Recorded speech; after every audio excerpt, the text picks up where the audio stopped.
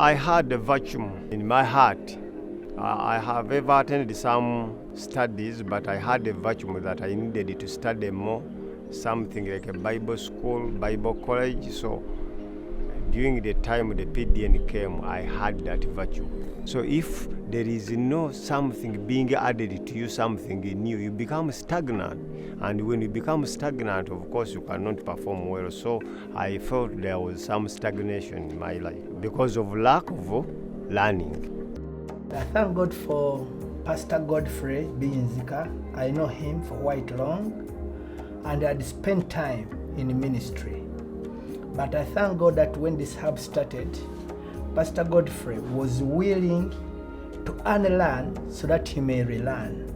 Because he had so many stuffs in him as he was starting ministry, but which was out of order. The first chapter touched me so much. That chapter is a pastoral calling, where I read or we studied about the three calls. Calling to salvation, that is one. Number two, calling to sanctification. Then lastly, calling to pastorship.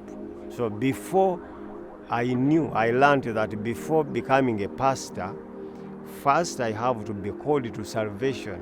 I have to get saved myself. Then secondly, I'm called to sanctification, living a life of holiness, living a sacred life for God, not only focusing on becoming a pastor, but the two are very major. I get saved first, then I live a holy life.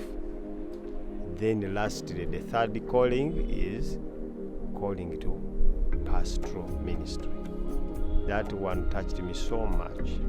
These days, a lot of pastors don't look at sanctification, what kind of life they are living.